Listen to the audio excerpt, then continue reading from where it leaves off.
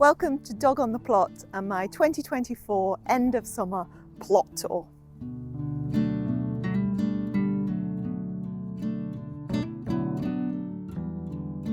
I can't believe it. Okay. Now I love autumn, but I don't like to wish the summer away either, and I'm a big advocate for late summer. But even I have to admit that it has been feeling particularly autumnal lately, and temperatures are due to drop quite severely after today. So I'm taking this last opportunity where we've got a little bit of sunshine to do a full plot tour for September 2024. Now I haven't got too long because I'm off to Nottingham Arboretum a little bit later for the Nottingham Green Festival, which is a festival of all things sustainable and plant-based and environmentally focused. So I'm really looking forward to that. And then I want to show you a couple of things in the home garden. And I also want to do an announcement for next week's episode, because you may notice this is episode 99.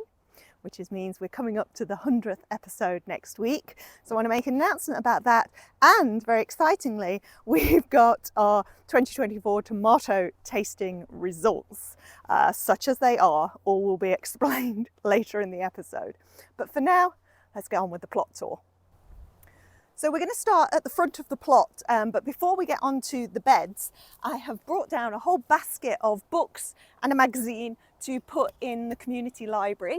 The community library that my brother-in-law Mark built, this is his plot, has been going really well. It's been very popular on the plot.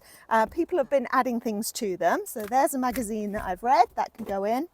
And I met up with Nick the Grief a couple of weeks ago, and yeah, he gave me a whole stack of books to add to the community library. So I want to give Nick a big thank you for doing that and for contributing to the library.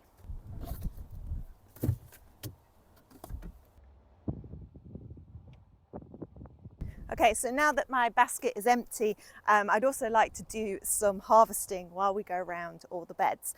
But this is bed one, and we've got plenty of cabbage white butterflies in bed one, probably because this is one of the brassica beds. So there's a few things going on in this bed. As with all the beds, they're sort of planting in a polyculture style. So we'll start at the front.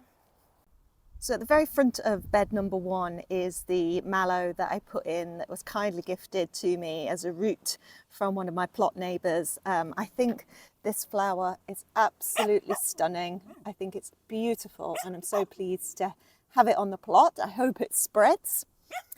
And then if I pan up, this is the rhubarb that went in just last week from the hot bin in the home garden where it had rooted, and it's looking pretty good. I mean, yeah, some dieback is expected, but there's a nice healthy leaf in the middle. What's your problem? I'm trying to film. Can you be quiet? See ya. You'll have to go to Grandma's.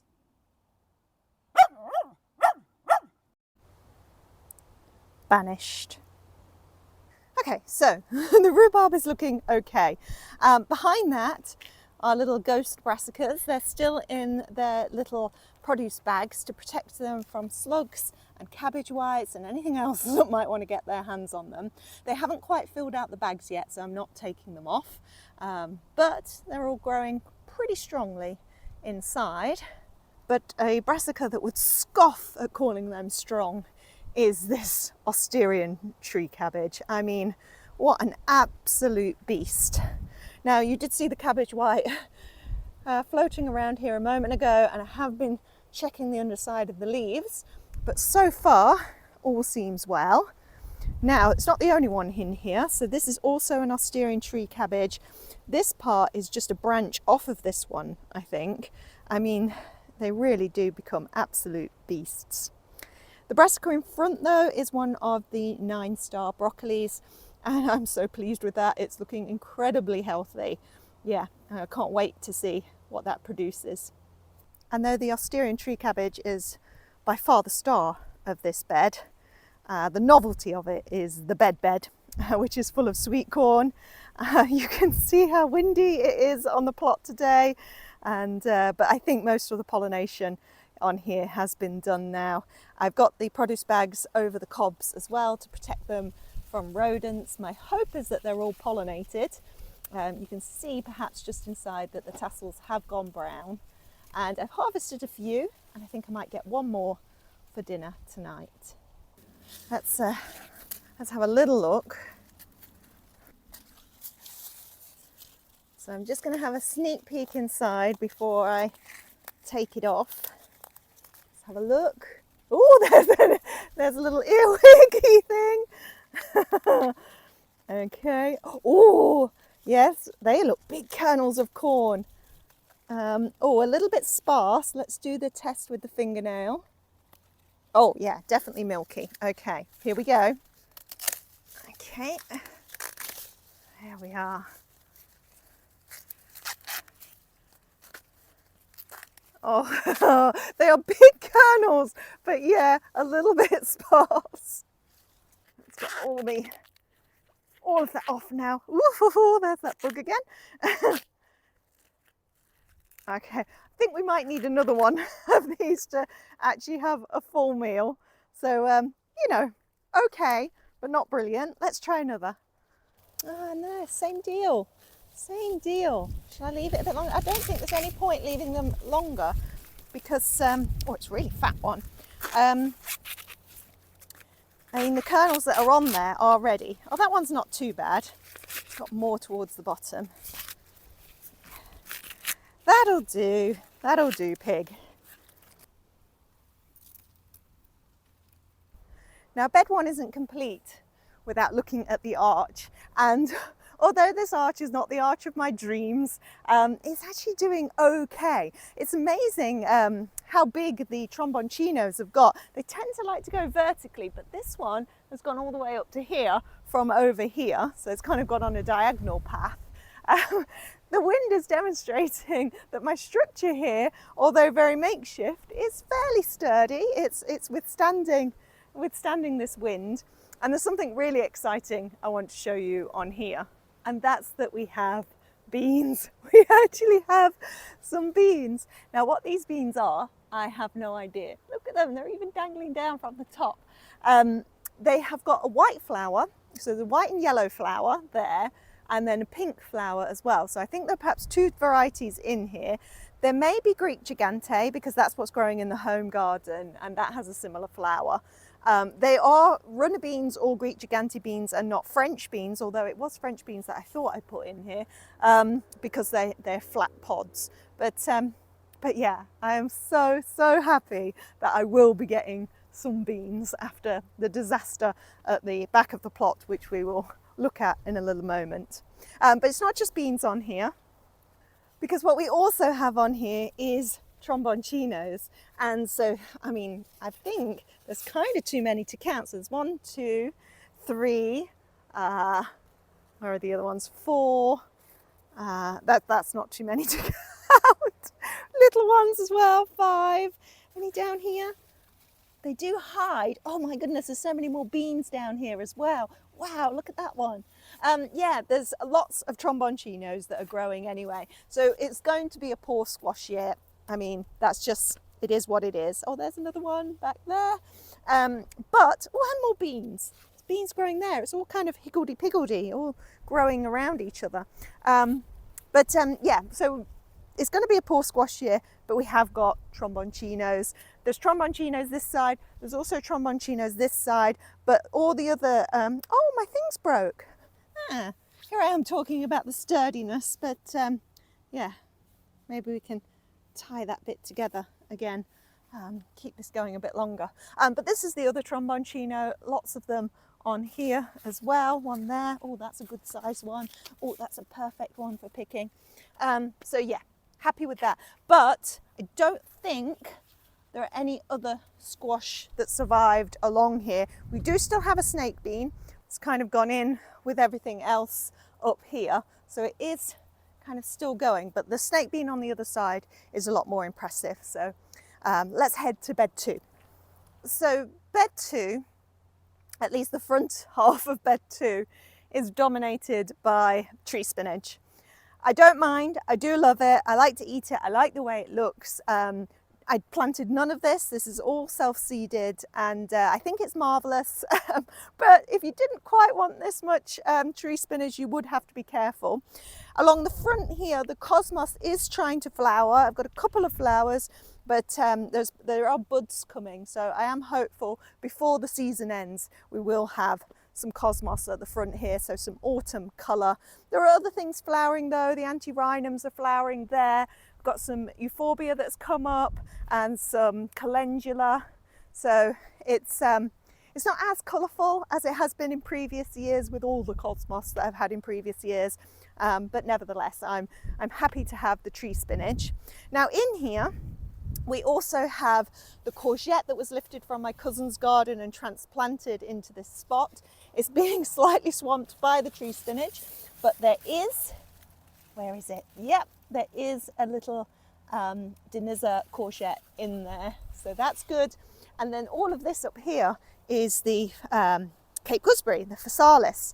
And I haven't seen, I mean, there are loads of lanterns, but I haven't seen any that are ripe yet. I haven't seen any fall, but I'm going to say I'm pretty confident that we are going to get Cape gooseberries by the end of the year. The foliage of this is wonderful. It's so soft. The other thing hiding in here are teddy bear sunflowers, and they're super pretty, but they are getting rather lost in everything else. And behind those, actually, I was really pleased to see that the Rebecca have come out. And look at that one. Very pretty. And there's some amaranth in there as well. And it looks like some physalis. No, not physalis. Phacelia has sprouted up there as well.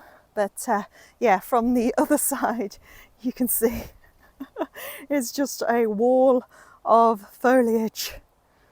Now behind that wall of foliage, we have several beds. So we've got 3 long beds and a pallet collar just this end.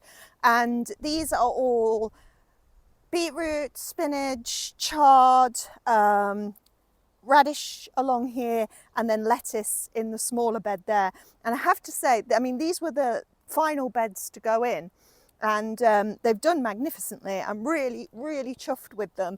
And I've already been cropping some beetroot out of this bed, including a white beetroot, and there are some others that are sort of ready. There's a white one. Let's harvest one. So these are multi-sown, so I'm being careful. Well, I'm trying to be careful not to take all the other ones out. It's got quite a long root on it. There we go.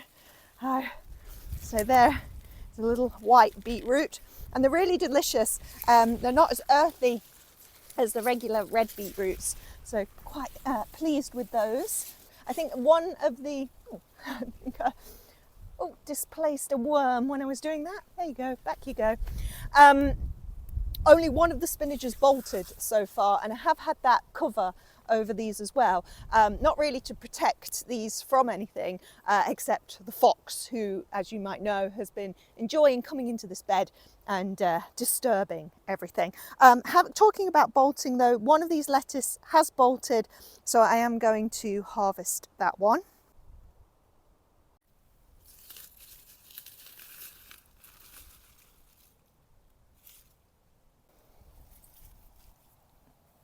So looking from this angle onto bed 2, we also have this bed that I have planted up several times, and yeah, the fox has just completely destroyed it each time, but it looks like some swede, and I thought all the swede had been kicked out, but it does look like some have survived. And actually, I think that's a swede, but I think those are either mustard greens or wongbok. Yes. I might have to look back on my video to see what I put in here. There are some tiny carrot seedlings. I don't know that anything is going to come of those. So this bed, the tree spinach is kind of taking over anyway, but yeah, I've kind of given up on that bed a little bit. We've got leeks either side of the middle bed here, and they're doing fine. They've got nasturtiums in with them. And then in this centre bed, I've got the Brussels sprouts. Now I have mentioned before, I've had very little luck with Brussels sprouts in the past. I don't expect my luck to be changing particularly. They're looking okay. This has also had fox damage. They're alive. Yeah, we shall see. I thought I might get Brussels sprouts for Easter last year, but even then we didn't get them. So yeah, try again next year. And again, this bed would not be complete without mentioning the arch. And this arch is particularly exciting. Now, there are less beans on this arch. In fact, there may be some beans there. Is that all the snake? No, there are a couple of beans just there. Cool. But this is more about the pumpkins. Now, surviving pumpkins on this side is a tromboncino that's coming over here. Again, it's gone more vertically than horizontally, but there's some lovely big tromboncinos coming. Again, lots and lots of babies as well. So they will keep producing, keep picking, keep producing. So I'm happy that that's going to keep going for quite a while yet. So that's on that side there. Then that's the snake bean. I'll show you that in a moment. Then we've got this one over here. Now, I didn't even know this was here until yesterday. Mark and I were just walking through looking at things, and I just went like this, and I think I actually screamed. I was so pleased to see this pumpkin. Now, I'm a little bit concerned because it's really quite wedged under this arch, and if it grows bigger, which I'm hoping it will, that might distort it. But I'm also really afraid of moving it because I don't want to snap it off the vine because it's certainly not ready yet. Now, I don't know what variety this is. It's green, it's got a bumpy skin, but I don't think I put any of the goosebump or the zombie or anything like that down this side. In fact, I would have said this is a chikikuri. It's definitely not. So it's a mystery. It's a mystery pumpkin, and it is super, super exciting. Now, next to it on the other side, this one I have previously noticed, I've got this little one here. Now, this could be in a chikikuri. It's not coloured up yet. It's still very light green, but it could go orange. So we'll keep an eye on that one. I had thought this was tromboncino, which it is clearly not. But yeah, labelling all went a bit by the by this year again. And oh, can we? I don't know if we can get that to go up now. I'll have to go along the ground. There we go. Having said that, I could, oh, there's another one just there. I could start chopping off the vines. Oh, and there's a tiny, tiny one at the end because it's unlikely that those will have time to form now. But because there are so few pumpkins that I'm going to get, I'm loath to cut them off, and I might just leave them there and hope that the summer never does actually end. But yeah, we shall see. But yeah, that's really good. So there's the bean going up. Actually, it's got right to the top. This has got a little purple flower on, so we'll see. I don't think there are any actual beans forming yet. It's just the flowers. But this is the one I want to show you. This is the snake bean. So that's come up to there, but I think it's also been going over this way, and it's still got the just most beautiful flowers. They're on there. I do not see much evidence of actual snake beans, and there wouldn't be time in the season for those to fully form and ripen now anyway. But I have very much enjoyed the flowers, and again, we'll have another go next year. Okay, so that brings us to bed 3. Bed 3 has another one of the mallows at the front. It has the raspberries running all along the edge by the fence here. It actually has a couple of sunflowers that have come out, which is just an absolute shock. I don't know how they've managed that. We've got an enormous rhubarb. We've got the begonia planter. We've got comfrey down this end as well. But we've also got an awful lot of weeds, and yeah, this is ready for a good tidy up. This was where I'm standing, was where the potatoes were, and they were planted in wood chip. So the wood chip was all shoved over against the fence. So this whole area was wood chipped in an effort to keep the weeds down, but doesn't quite seem to have done the job. Now, what I do want to do is harvest some of these raspberries because they're quite a lot ready. And I saw them yesterday, but I didn't want to pick them because I wanted to save them for the video. So let's get a bowl and pick some raspberries.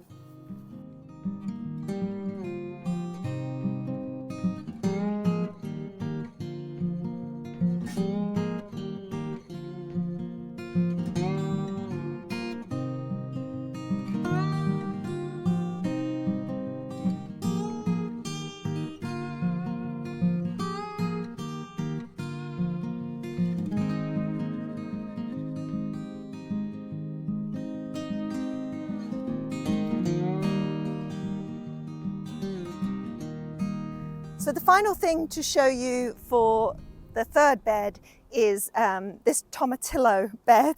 Yeah, there are a couple of lanterns forming.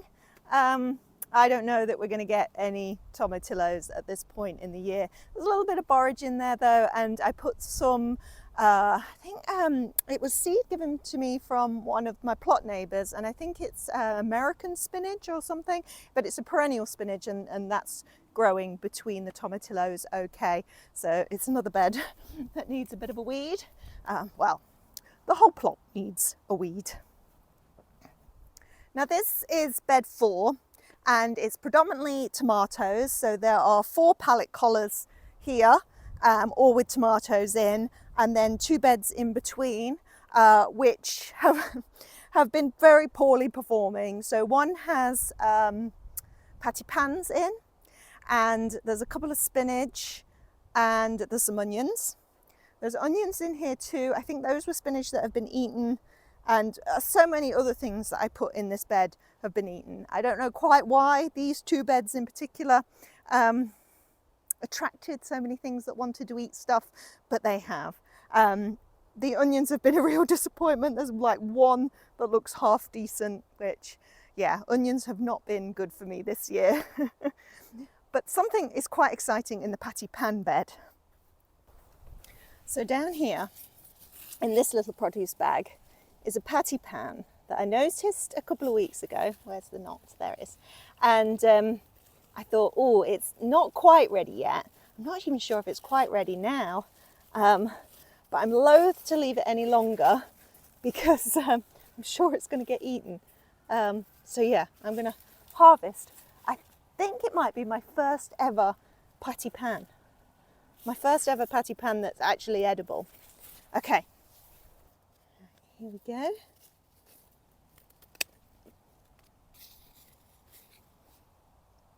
Oh, chuck it around. Not the prettiest patty pan in the world, a little bit scarred. I grew a patty pan. I can't believe it. Okay.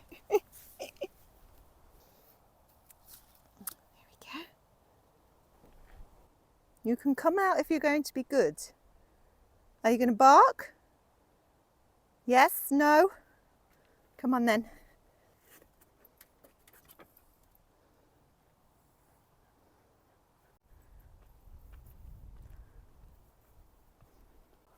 It's getting a little bit warm now. In terms of tomatoes, this is the Midnight Roma over here, which are a paste tomato, a cooking. You were given a chance. A cooking tomato. They're nowhere near ready yet. Crocchini is in here, which is blight resistant. There's also one called Honeymoon that's blight resistant, and a few randoms. This is mostly Barry's Crazy Cherry and Crushed Heart. I've been harvesting a few of those. And then on this side, I think there's a Honeymoon, Barry's Crazy Cherry, and some other randoms. But yeah, they're taking their time to ripen, and it would be helpful, I think, if I took off some of the foliage and the flowers to concentrate the growth on the actual tomatoes. But that's a job for another day. Do you want to go back in the car? Let's find you a broccoli leaf to eat. There, you want that? Will that keep you quiet? Good girl. Good girl.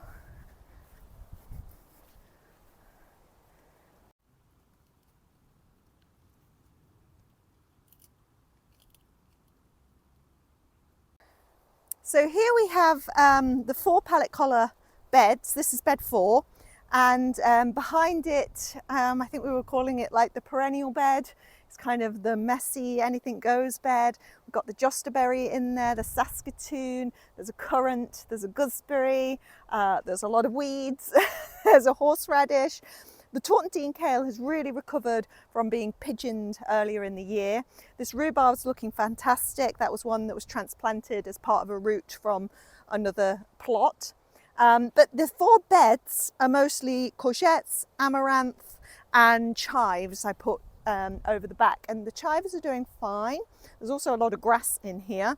These two beds, the courgettes got slugged, but the amaranth is looking, I mean, the Love's Life's bleeding one is absolutely gorgeous. This is the tricolor one, that's the hot biscuit one. They're just absolutely stunning. Really, really pleased with those. And then these two beds, these have just been hugely productive in terms of the courgettes. There are so many courgettes coming out of these beds. They're predominantly coming from two plants, but a third one has started cropping there, which is the Gold Rush. These are Zephyr. There is a small one in here as well, but that hasn't produced anything. I'm really happy with my hoops as well, and that the melons have been growing up the hoops. It's not quite what I envisioned, you know, all this foliage and melons hanging down. We're not getting melons. But nevertheless, it's a good thing to remember for next year. I like this kind of structure, but what we really need to do right now is harvest some of these courgettes, and I think I'm going to need another basket. Right, let's have a look. Okay, 1,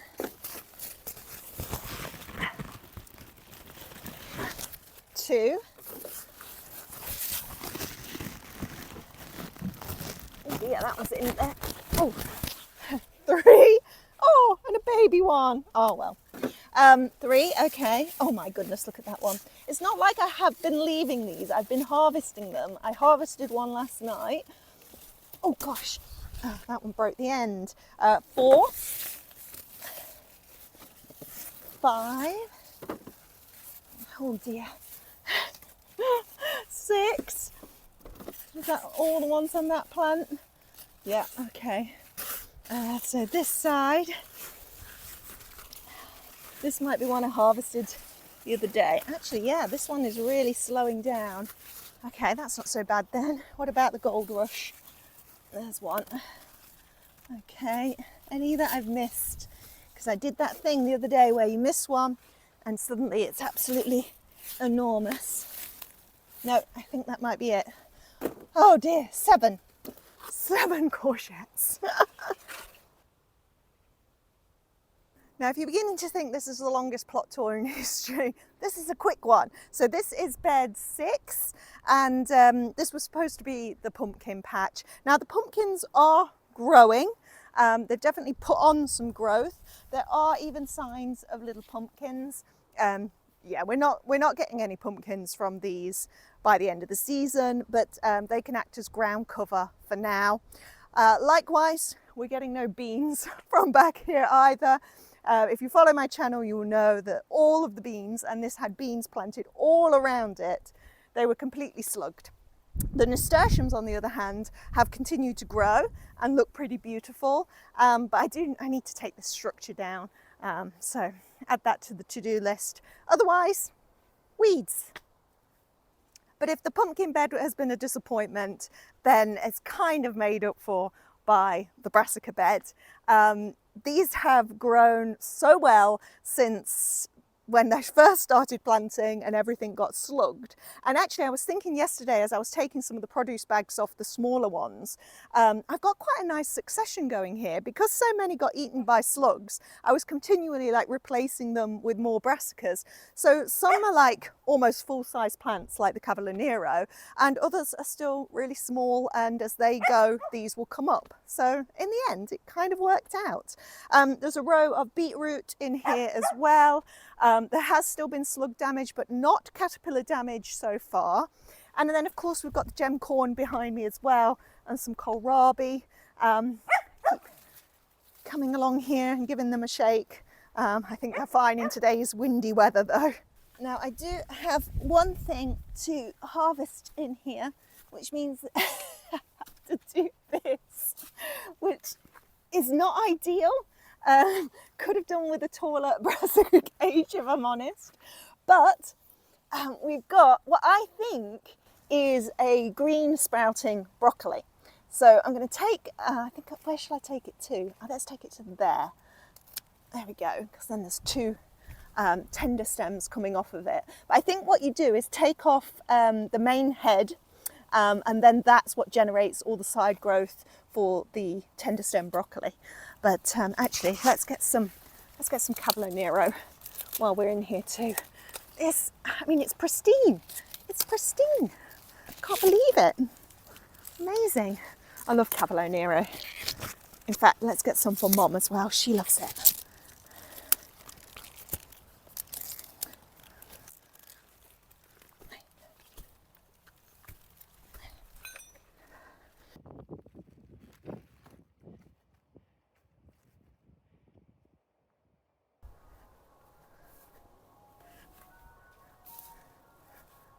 Behind the brassica cage and the sweet corn is my buckets of potatoes, which are fine. All the foliage hasn't died back yet, so I'm just keeping them watered, kind of, and yeah, keeping them back here until I'm ready to harvest them.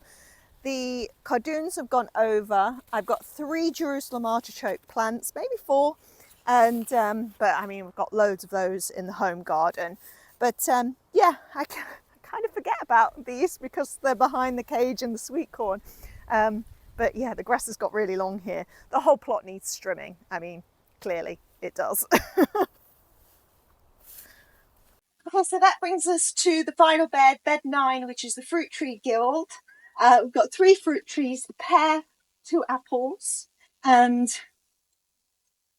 there was a pear. There was a pear, and it was there, and now it's there. Not the biggest pear in the whole wide world, but I'm going to eat it. I'm going to eat it.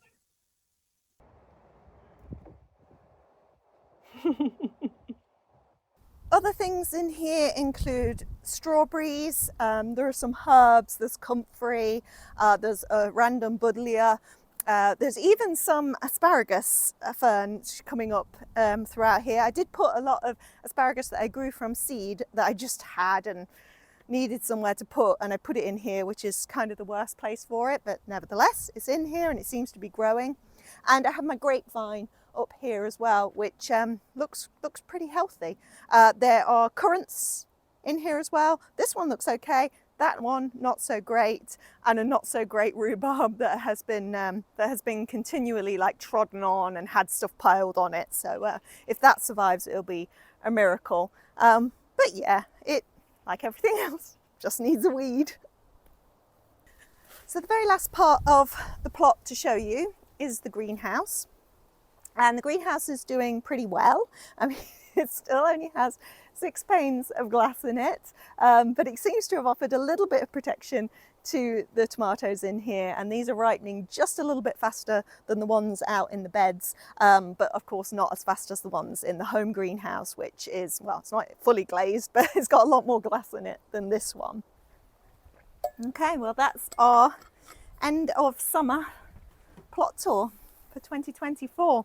A rather breezy one, but at least the sun is shining, and we get to enjoy this last day of nice temperatures. So we've got a good little harvest to take home, and then we're off. Dorie, no, you're not. You have to go and be dog sat, but the rest of us are off to Nottingham now for the festival on a tram. Okay, off we go then.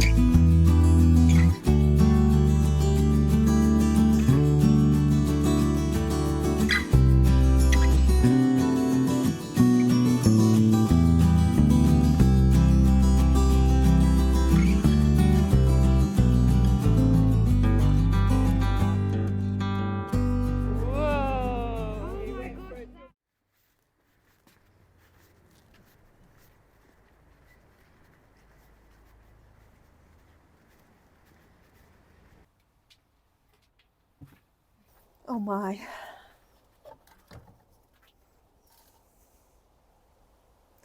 .8 in the greenhouse last night, and that's just the beginning. Yeah, the forecast was right. It is a lot colder this week, and I think we're due temperatures of, not tonight, but the Thursday night, 2 degrees, 2 degrees overnight. Not quite sure what to do about that. Should I start fleecing things? What about these poor tomatoes? Will they be okay?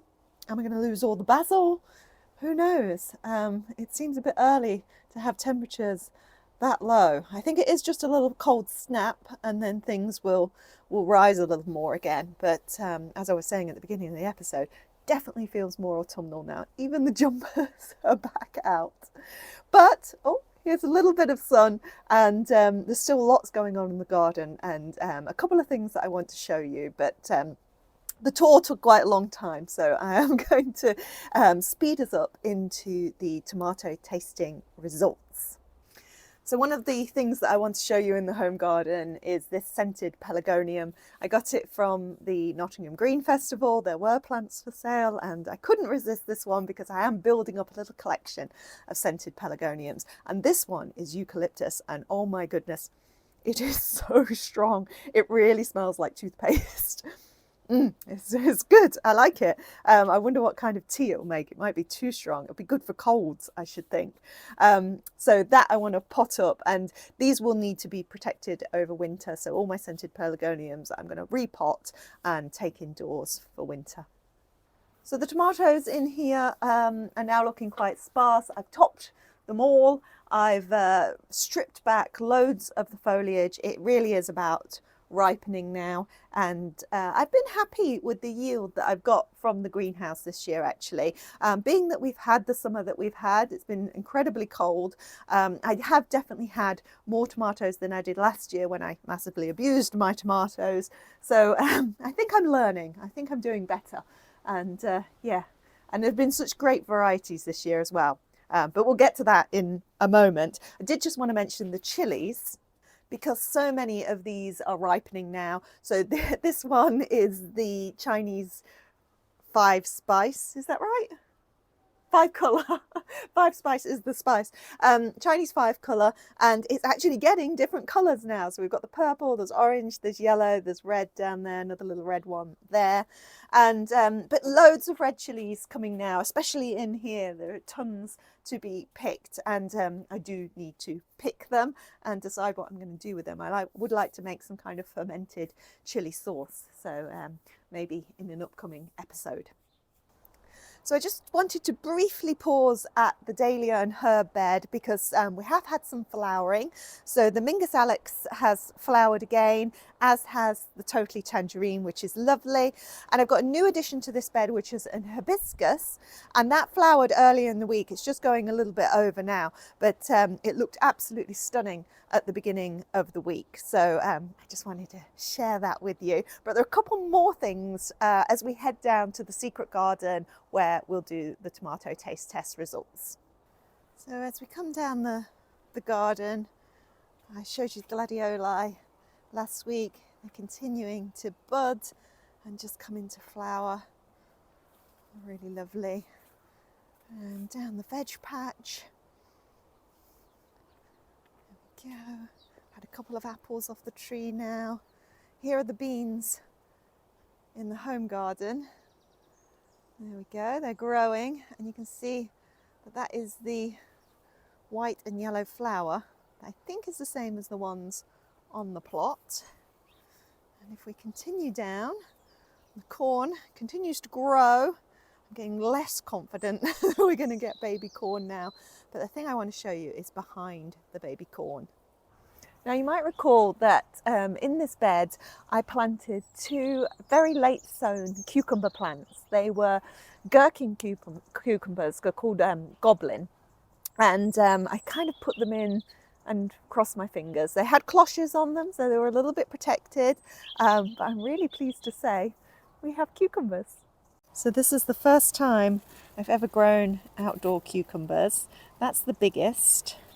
Not sure if there's any more on that vine. The vine is going over through the sweet corn, But then if we come to the second one, a whole little cluster of cucumbers on this one. And again, I want to ferment these, so to make pickled or dill pickles with these cucumbers, but fermented rather than using a pickling vinegar. And while we're at this bed, it would be remiss of me not to show you that I have a sunflower.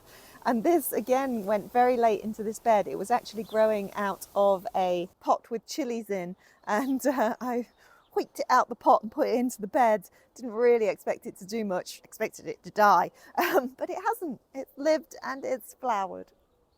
Right, let's head to the secret garden.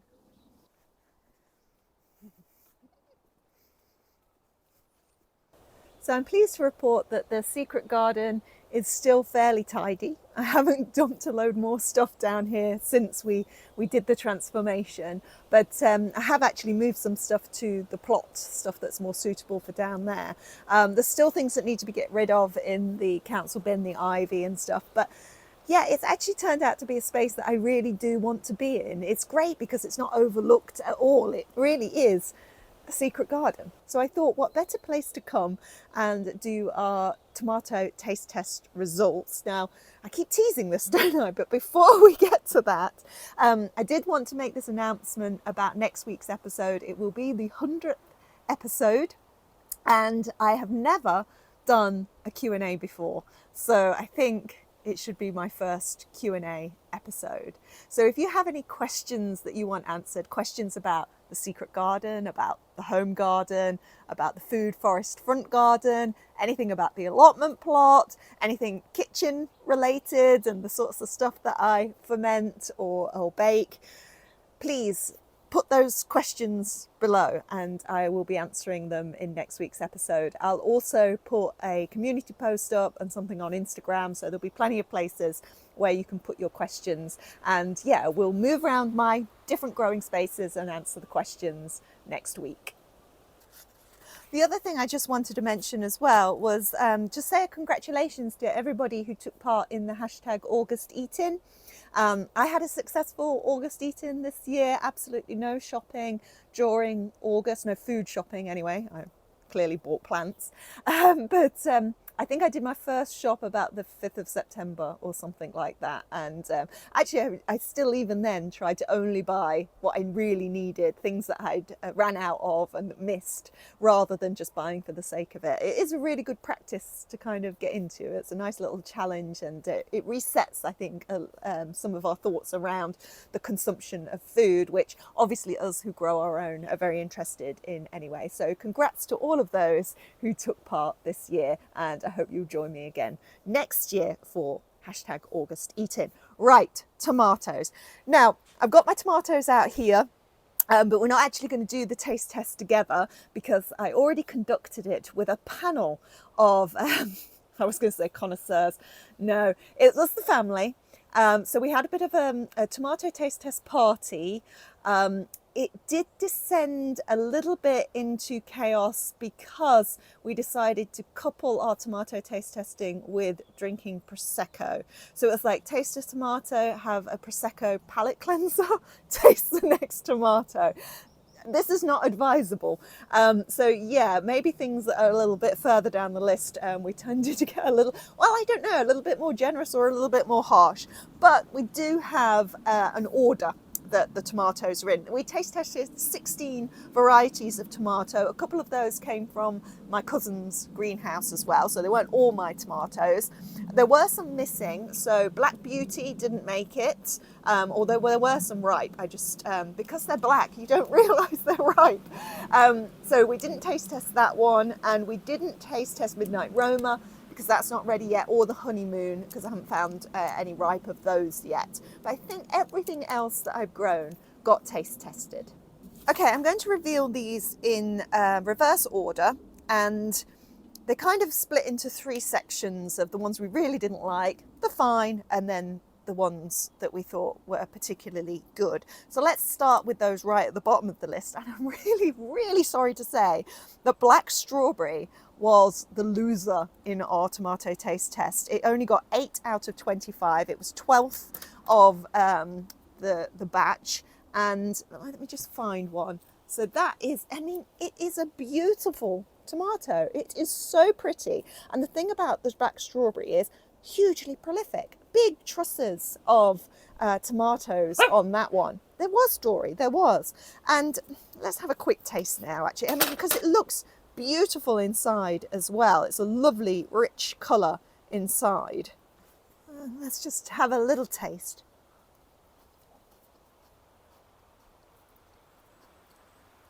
I mean, there's nothing wrong with it. There's nothing wrong with any of these tomatoes. If you grow your own tomatoes, there is no comparison to what you get in the shops. And actually, one of the worst criticisms of any of the tomatoes we tasted was when we went, tastes a bit shop bought. So all of them sort of have that benefit of being just a homegrown tomato, but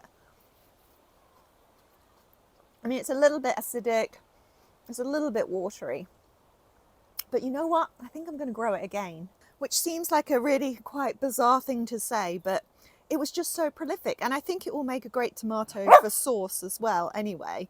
I was really sorry that that came in last place. Anyway, black strawberry. The other one that was poor performing was that lava, and that's a kind of shame because that also is really beautiful when you cut it open. I mean, it has the yellow, but then this red centre. So I've had to position Dorie next to me to try and stop her barking. You've been really naughty in this episode, Dorie. I hope you know you'll be dog banned from the plot. Let's just have another quick taste. Yeah, I can see why it gets slightly higher than that. So that was 8 out of 25. This was 11 out of 25. It's really pretty. I don't know. Again, I would be tempted to grow it again. Anyway, those were our bottom two. Now the middle section, at 14 out of 25 was Barry's Crazy Cherry, a 14.5 was Cricchini and Rebel Starfighter Prime, which was a bit disappointing. 15 out of 25 was the Blueberry, which I think is a really pretty looking tomato. That's the Blueberry, but it's very acidic. It is quite acidic, that one. In 7th place at 15.5 out of 25 was Crushed Heart, and which was grown outdoors, and Brad's Atomic Grape. And then at 16.5, so in 6th place, we had Sun Chocolat, which was one that my cousin grew, Black Trifeli, and the Indigo Apple. But the Indigo Apple, I think that's an Indigo Apple.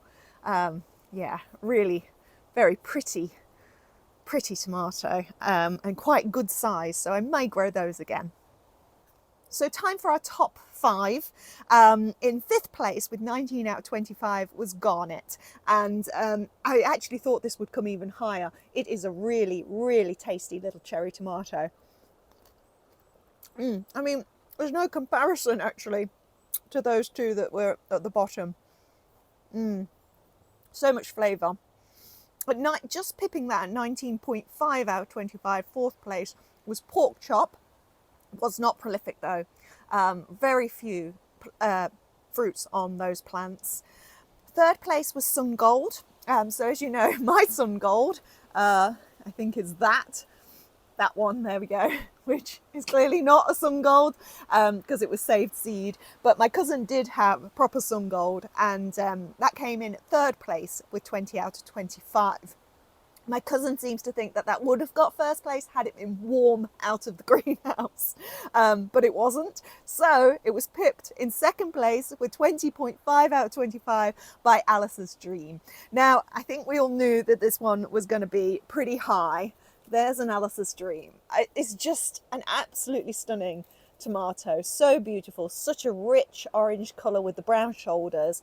It looks really pretty inside. I'm going to open it up. Oh, look how juicy it is as well. There we go. This isn't the largest of the Alice's Dreams that I grew. There was a really huge one. I think that's the one we taste tested. But just look at that. That is absolutely beautiful. Just really, really pretty. Let's give it a try. Don't lick your lips, Dorie. You don't like tomato.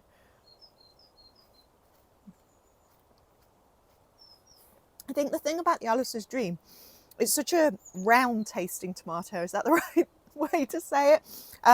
everything is in there.